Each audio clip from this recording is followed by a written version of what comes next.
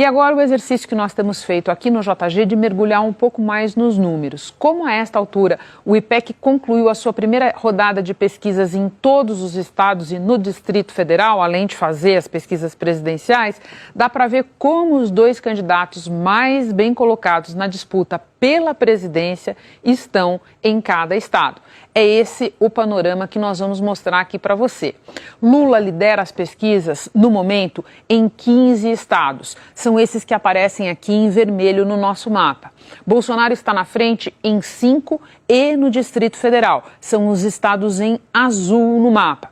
E, por fim, em outros 6 estados do Brasil, os dois estão tecnicamente empatados. São os estados aqui marcados com a cor cinza.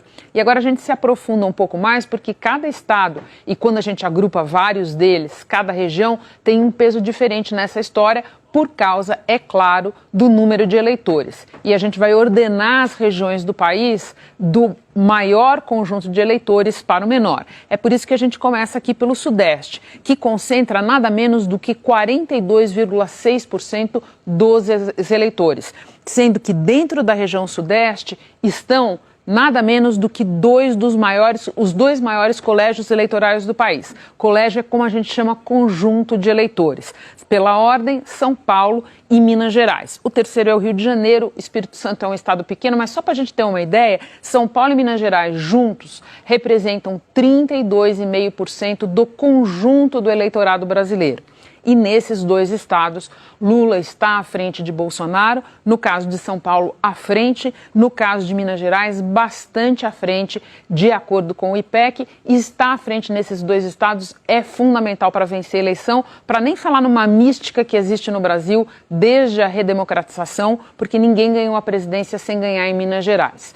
Do Sudeste, a gente passa para o Nordeste, e o Nordeste tem 27% do total do nosso eleitorado. Para a gente pensar um pouco, é como se a região Nordeste fosse uma espécie de estado de São Paulo turbinado do ponto de vista do tamanho do eleitorado. E aqui no Nordeste é tudo vermelho. O Lula está liderando nesse momento em todos os estados.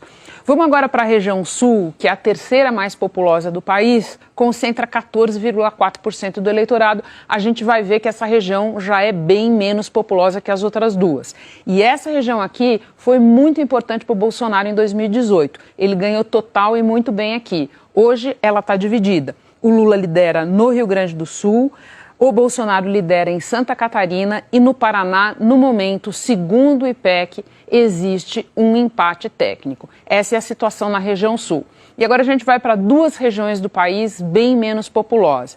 Primeiro, a região Norte, que tem 8% do eleitorado. Se a gente olhar só o número dos estados, a gente vai notar um certo equilíbrio entre Lula e Bolsonaro, mas a gente precisa considerar que Pará, pela ordem, e Amazonas são de longe os estados mais populosos dessa região relativamente pouco populosa e neles o Lula está liderando. Em outros 3 o Bolsonaro lidera e a gente tem uma zona de empate técnico no Amapá. Isso é importante lembrar. Roraima, Acre e Rondônia somados, eles têm menos eleitores do que o Amazonas. E por fim, a gente vai aqui para o Centro-Oeste, que é a região de menor eleitorado no Brasil, chega a 7,5% do nosso eleitorado. Aqui a gente percebe que é a região onde o Bolsonaro vai melhor, mas tem menos gente. Ele está liderando em Mato Grosso e a gente tem empate técnico em Mato Grosso do Sul, Goiás e Bolsonaro lidera também no Distrito Federal. Quai, seu app de vídeos curtos.